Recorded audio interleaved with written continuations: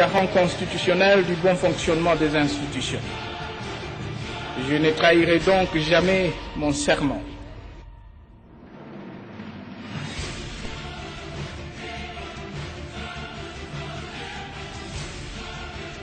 Ce journal d'information vous est offert par RTL.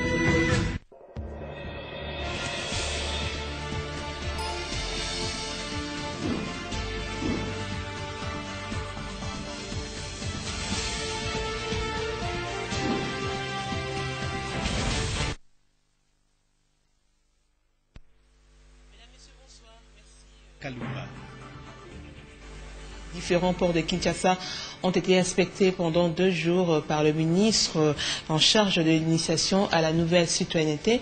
Lambert Mende Omalanga a conduit une mission interministérielle en vue de sensibiliser la population et les services de l'État sur les mauvaises pratiques qui ont élu domicile, entre autres multiplicité des taxes et tracasseries policières. Lambert Mende a mis en garde tous ces services de l'État et leur a demandé de ne percevoir que les taxes reconnues par l'État.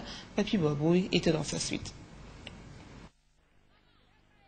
Voyager sur les fleuves Congo demeure encore un casse-tête pour les Congolais. Problème, il existe non seulement une multiplicité de services de l'État qui œuvrent le long du fleuve Congo, mais aussi et surtout une tracasserie policière couplée à des taxes illégales. Les témoignages sont poignants.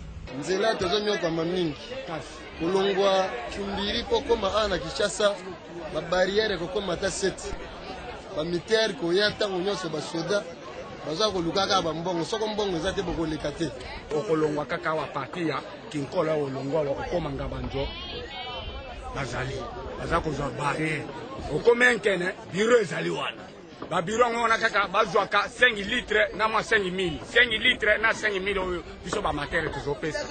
Voilà le secret de l'augmentation des prix des denrées de première nécessité sur les différents marchés de Kinshasa. Il n'y a donc pas d'autre solution. Il faut assainir les différents services qui œuvrent dans les différents ports de Kinshasa.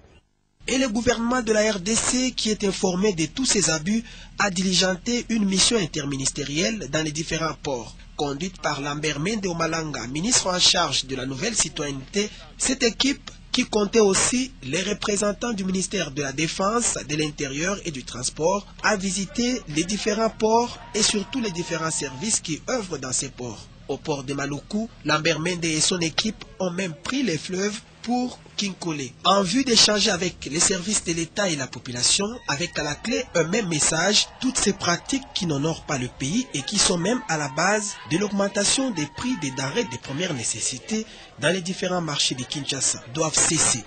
Il y a une structure de suivi qui fonctionne au niveau de la maison du citoyen à Kinshasa, qui est relayée sur le terrain par des comités de vigilance que nos équipes sont en train de mettre en place depuis aujourd'hui et qui vont nous faire parvenir toute l'information sur les comportements dysfonctionnels éventuels observés dans le chef des agents de l'État qui ont en charge la gestion des voies fluviales. Nous avons également une réunion de mise en commun qui va très certainement se tenir au niveau des services de M. le Premier ministre et qui va réunir en plus de mon ministère tous les ministères impliqués dans la gestion de ces voies fluviales que nous voulons moraliser. Le jour suivant, la mission interministérielle a visité près de 7 ports de Kinshasa. Le constat est resté le même: multiplicité des services de l'État, des taxes illégales couplées aux tracasseries policières. Quelques interpellations ont été faites pour des raisons d'enquête.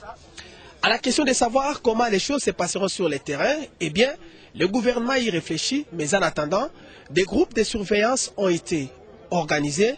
Des numéros de téléphone ont été distribués à la population et même les numéros verts de la police pour dénoncer et traquer les différents récalcitrants. Et l'école de formation électorale en Afrique centrale a signé ce jeudi un protocole d'accord avec la communauté économique des États d'Afrique centrale, CEAC. Ce protocole va favoriser la consolidation de la démocratie et de la bonne gouvernance en Afrique par la professionnalisation des gestionnaires et parties prenantes au processus électoraux. Plus de détails avec Espérant Daniel Kamboulou, Blaise Aïda et Jacques Caboy.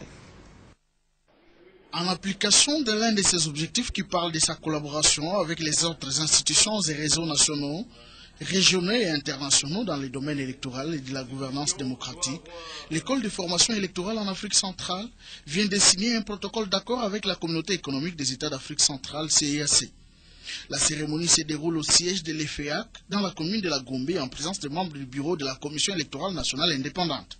Dans son allocution, le président du conseil d'administration de l'EFEAC, le professeur Bob Kabamba, qui est revenu sur les objectifs et missions de l'EFEAC, a précisé que cette école a été mise sur pied il y a 3 ans, soit en mai 2011, à Libreville au Gabon, et l'initiative de 10 pays membres de la CEEAC en vue d'assurer la formation consistante appuyée sur les centres d'excellence dans les États membres. Le professeur Kabamba, qui a rendu hommage à l'abbé Apollinaire Malou, premier directeur général de l'EFEAC, considéré comme cheville ouvrière de cette école, a annoncé le lancement de la formation longue durée pour cette année, à l'intention des agents des organes de la gestion électorale, des ministères impliqués et autres acteurs privilégiés dans l'organisation des cycles électoraux. Toute organisation des scrutins électoraux en Afrique, et plus récemment en Afrique centrale, voit l'implication de la communauté internationale se renforcer par une dynamique grandissante d'assistance aux autorités publiques. Sans remettre en cause cette implication, il faut reconnaître qu'il est temps qu'après près d'un demi-siècle d'indépendance, que les peuples du continent africain arrivent à se prendre en charge à ce niveau. C'est dans cet esprit que l'EFEAC a été mise sur pied il y a 3 ans, afin de renforcer les capacités des autorités africaines dans l'organisation de leurs rendez-vous électoraux. L'EFEAC ne se limite pas à les accompagner dans l'exécution de ces scrutins, elle veut aussi participer à leur conception. En effet, organiser, surveiller et gérer des scrutins électoraux en Afrique demande une grande créativité. Les soucis de la CEEAC est de voir cette école doter l'Afrique des cadres et agents électoraux de vrais experts reconnus comme boîte d'outils à la disposition de la consolidation démocratique. C'est ce qu'a indiqué le représentant du secrétaire général de la CEEAC, qui a ému le vœu de voir l'EFEAC être propulsé comme grande école de la sous-région. Tang Kian, sous-directeur général de l'UNESCO, chargé de l'éducation, est en mission de travail en République démocratique du Congo et il a pris part ce jeudi à une grande table ronde organisée sur l'état de la coopération entre cette organisation et la République démocratique du Congo. Les ministres de l'enseignement primaire, secondaire et professionnel, de l'enseignement supérieur universitaire, de l'emploi et du travail, ainsi que celui du genre, famille et enfants, ont fait un véritable diagnostic sur les actions réalisées et ce qui reste à faire. Blezaïnda Sirtsumou était de la partie. Elle a bien lieu, la table ronde sur l'état de la coopération entre l'Organisation des Nations Unies pour l'éducation, la science et la culture et la République démocratique du Congo.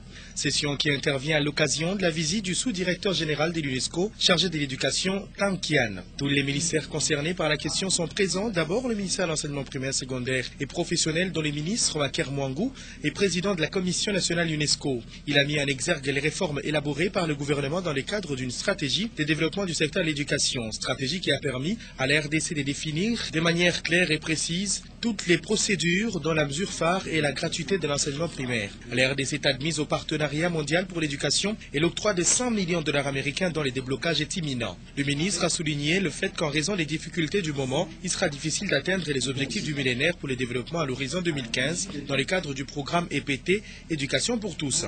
Côté enseignement supérieur universitaire et recherche scientifique, le ministre Tchelo Lutima s'est réjoui des actions déjà réalisées par l'UNESCO dans la création de l'UPN et l'IBTP. D'autres actions comme l'état des lieux en planification et gestion de l'éducation, l'appui en équipement UPN Unikin, l'appui à la formulation de la stratégie sectorielle et à la production des données statistiques et bien d'autres. Nawej Mundele-Charles, le ministre des Affaires sociales, Action humanitaire et solidarité nationale, évoque le rapport mondial de suivi sur l'éducation pour tous EPT, selon lequel notre pays est classé parmi les 30 pays qui courent les risques de ne pas atteindre l'objectif de l'alphabétisation des adultes d'ici 2015, parce que les efforts dans ces domaines sont insuffisants. Prenant la parole, Bati Lukwebo de l'emploi, travail et prévoyance sociale souligne que le système éducatif en application dans les pays est inefficace pour autant que les diplômes délivrés n'ont pas d'impact sur le marché. Pour remédier à cette situation, il faudra redynamiser la formation professionnelle. Heureusement que l'INPP bénéficie d'un appui de la part de l'UNESCO. Côté genre, famille et enfants, on a remercié la structure pour le soutien avec des faits probants, dont l'installation du centre de recherche sur les femmes et la paix dans la région des Grands Lacs, la sensibilisation aux méfaits sur les violences sexuelles et le ministère souhaite d'autres actions. En soi, la coopération entre la RDC et l'UNESCO est fructueuse. Il y aura des espoirs pour l'avenir. Et pendant ce temps, dans les universités, en ce mois de juillet, en pleine session, les salles d'examen sont surveillées par des administratifs, gardes universitaires et autres corps étrangers. Et pour cause, les chefs de travaux et assistants sont en grève depuis quelques semaines. Un constat de Elda Along, Rachel Massengo et Eric Manoka. La grève décrétée il y a peu par les chefs des travaux et assistants des instituts supérieurs et universités de l'État est bien réelle. Malheureusement, elle arrive au moment où les étudiants sont en pleine session. Conséquence, ces examens se font sous la surveillance des administratifs, gardiens universitaires et autres corps étrangers, chose qui ne devrait pas se faire. Cependant, à l'allure où vont les choses, les étudiants ne savent pas comment se terminera l'année académique. Autre inquiétude, les assistants détiennent jusqu'à ce jour leur code d'interrogation et travaux pratiques. Ils déplorent en outre le fait que les professeurs ne sont pas présents dans les salles d'examen. Ce constat est le même partout. Retenez que la grève est due au fait que les cadres scientifiques revendiquent depuis plusieurs mois la réduction des écarts salariales entre eux et les professeurs.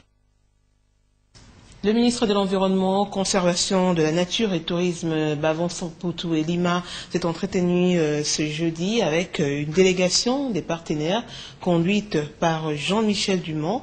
Au centre de leurs échanges, la fixation de l'État congolais d'une taxe de 30 000 $ américains pour l'octroi du permis d'exploitation de bois. Plus de détails avec Rachel Massion.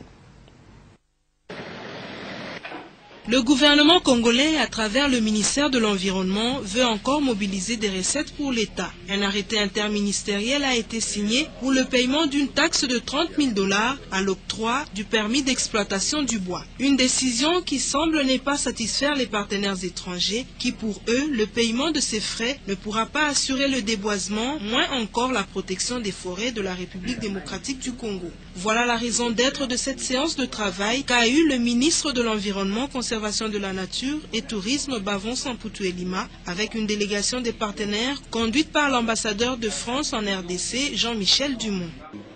Donc on est venu discuter avec lui sur un plan très technique, et d'ailleurs les experts continueront les discussions, pour voir comment on peut, entre nous et avec nos partenaires congolais, discuter de façon très technique des meilleures manières pour assurer à la fois une exploitation sur le long terme du patrimoine forestier qui respecte l'environnement, qui préserve le capital forestier et qui en même temps assure des recettes aussi bien aux populations qu'au budget de la République démocratique du Congo. Et ce qui est intéressant, c'est que c'est possible. Il y a des exemples qui montrent qu'on peut faire les deux et qu'il n'y a pas contradiction entre les deux. Et c'est donc ce dont on a discuté donc, avec le ministre et toute son équipe.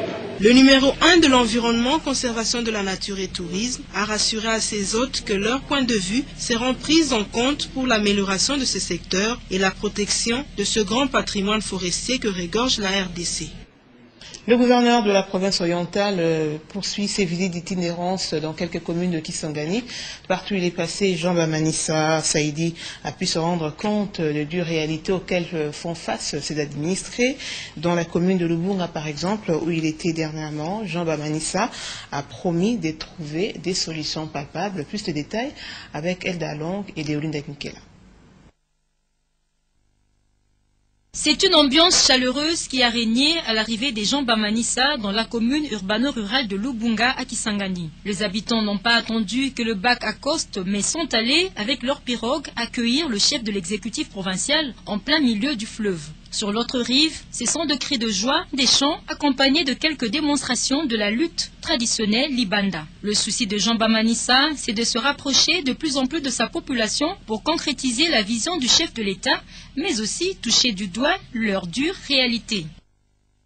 Kazi yetu tunaanja namna tusemaka programu yetu iko kufata vision ya chef de l'État, iko kufata programme national na kuaplike yetu nye population inatupatia tuifate juu ya bien-être ya population. Le bourgmestre de cette municipalité a salué la présence de Jean Bamanissa ainsi que le choix porté sur sa juridiction. Les gouvernants de la province orientale a promis de monter de nouvelles stratégies durables pour le bien-être de ces populations.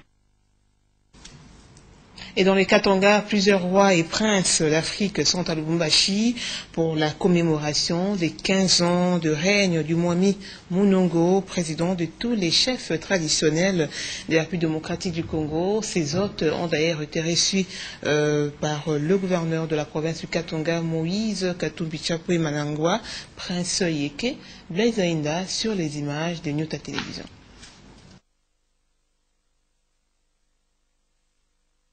La résidence privée du gouverneur du Katanga, Moïse Katumbi Chapwe, est transformée en une soirée en une véritable cour royale. Le gouverneur reçoit les rois et princes d'Afrique. Il s'agit de commémorer le 15e anniversaire du trône du Mwami Munongo, président national de la NTC. Retenez que deux rois sont venus à la rencontre du Mwanangwa, Moïse Katumbi Chapwe, gouverneur du Katanga, prince Yeke. Il s'agit de rois venus du Ghana, du Bénin, du Congo, Brazzaville et de la Zambie. Ils rendent un hommage mérité à Moïse Katumbi Chapwe. Et nous sommes venus lui témoigner toute la reconnaissance de la nation, la reconnaissance de tous les chefs coutumiers pour ce qu'il fait pour nos collègues chefs coutumiers ici et pour les progrès qu'il réalise dans la province du Katanga. C'est donc un modèle à suivre et un modèle qui doit interpeller tout le monde. Il est vraiment exceptionnel. C'est tout le gouverneur de toutes les provinces se comportait comme lui dans la considération du pouvoir coutumier et de l'autorité traditionnelle. Je vous assure que ce pays irait comme sur des roulettes sans problème.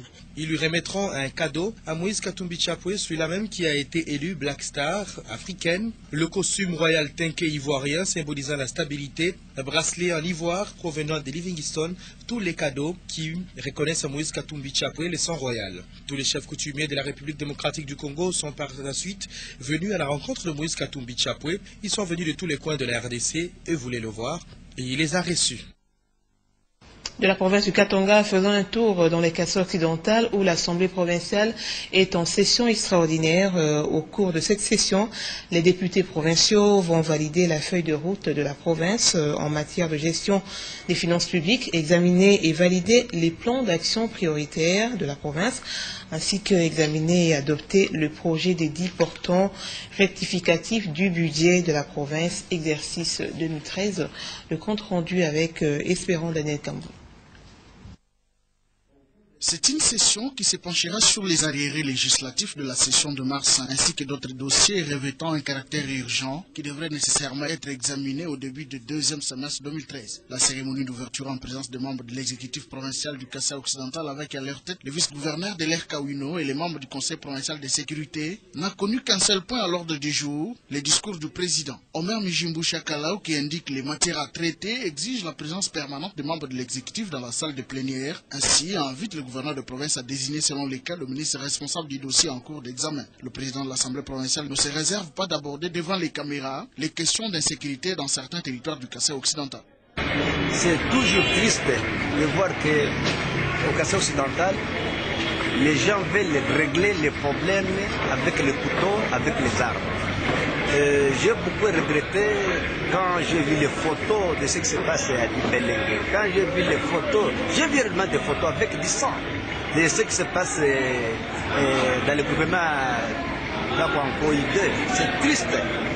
Le message qui veut dire que nos populations abandonnent cette habitude de prendre des couteaux, de prendre les armes pour déchiqueter, pour détruire les autres, pour régler tout au dialogue. Quelle que soit la gravité des problèmes, reviennent au Rikmaïo, quel que le problème, et tout façon passer. Notons que parmi les points à examiner au cours de cette session figure la validation de la feuille de route de la province en matière de gestion des finances publiques, l'examen et validation du plan d'action prioritaire de la province ou encore les rapports de la commission d'enquête parlementaire sur la liste des groupements de la province du Kassai occidental. Au nom de l'Assemblée provinciale, Omer Mijimbu a rendu hommage mérité au chef de l'État pour ses initiatives de paix, de l'unité et de la concorde dans l'organisation des concertations nationales. Et toujours au Kassai occidental, c'est à travers une marche de soutien aux donneurs bénévoles de sang que le programme national des transfusions sanguines a sensibilisé la population de Kananga à sauver les vies humaines en donnant de leur sang. C'était en marge de la journée mondiale de transfusion sanguine célébrée en retard au Kassai occidental. Une fois de plus, espérons Daniel Cambolo. Cette journée internationale des donneurs bénévoles du sang se célèbre en retard au Kasaï occidental après plusieurs activités irrélatives. Ce jour a été une occasion pour le programme national des transfusions sanguines de sensibiliser les populations de la province sur le don bénévole du sang. Des milliers de Kanangais se sont retrouvés dans les rues pour soutenir les donneurs bénévoles du sang.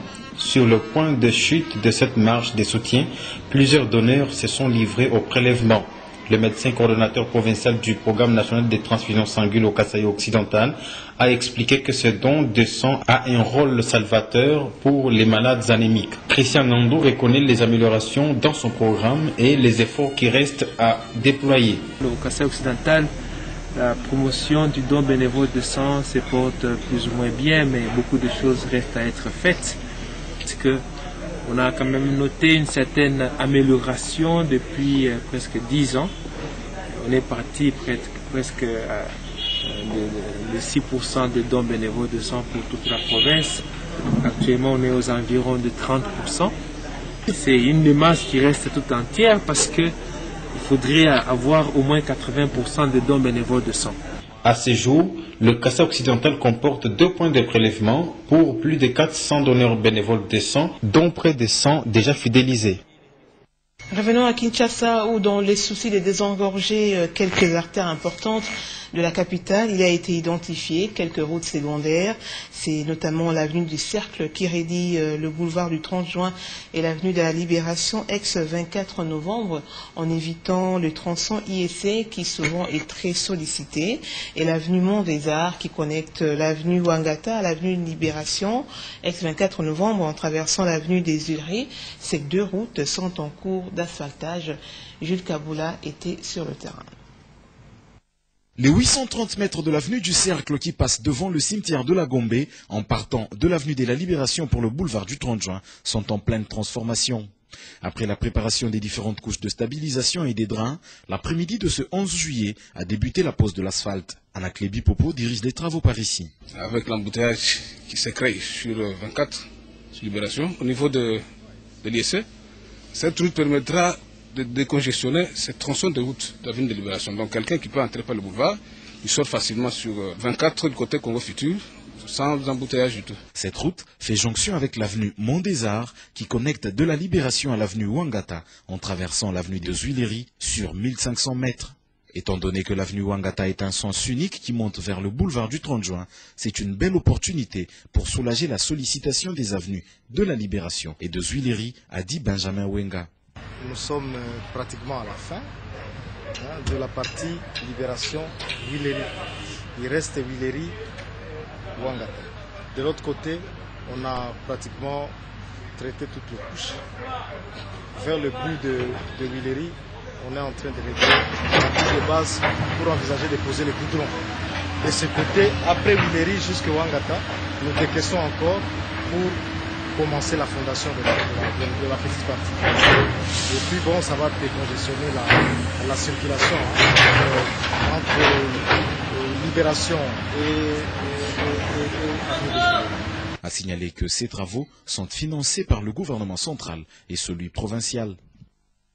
La population de Ngaliema doit s'impliquer afin d'éradiquer les phénomènes Kuluna. L'appel a été lancé par le bourgmestre de cette commune, Fatouma Hinona, au cours d'une rencontre tenue hier mercredi avec les notabilités du quartier d'Elvo.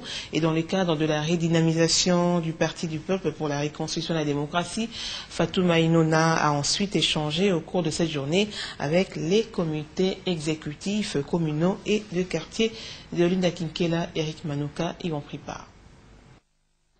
Avec les notabilités de quartier Djelobinza, Lubudi, Punda, Bangou, Pigeon et Kimpe, les échanges ont tourné autour de vrais problèmes qui touchent au quotidien la population du quartier d'Elvo. De problèmes liés à l'insalubrité, au tapage d'urnes et nocturnes provoqués par certains tenanciers de bars, mais surtout le phénomène Kuluna qui bat son plein dans cette partie de la capitale. Toute la population qui était présente est d'accord avec nous que les Kuluna sont nos enfants et qu'on doit conjuguer les efforts pour éradiquer ces phénomènes-là. Et nous avons donné des preuves vraiment sur table, et la police qui nous a accompagnés, comment la population n'aide pas, ne contribue pas vraiment à diminuer ou justement à faire disparaître les phénomènes. On arrête les koulouna, ce sont les parents justement qui viennent avec de l'argent, voire même avec des livrets parcellaires pour venir qu'on libère leurs enfants. Très attentif aux doléances de ses administrés, le bourgmestre de la commune de Ngaliema, Fatouma Inona Sengi, promet de conjuguer des efforts en comptant surtout sur l'implication de la population. Tout de suite après cette rencontre, l'autorité municipale a échangé avec les comités exécutifs de communaux et de quartiers PPRD de Ngaliema 4. Le secrétaire exécutif fédéral du Parti du Peuple pour la reconstruction de la démocratie les a sensibilisés et encouragés. Je suis en train de faire le tour dans les communes.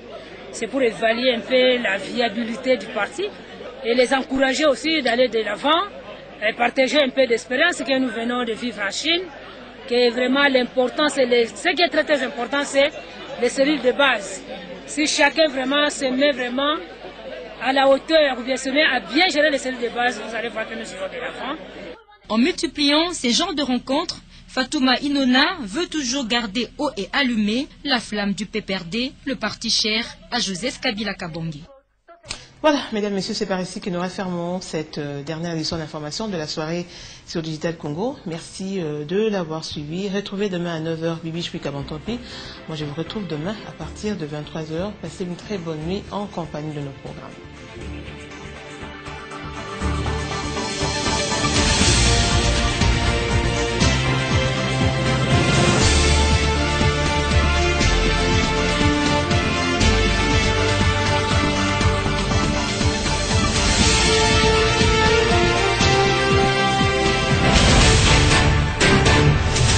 Ce journal d'information vous est offert par RTL.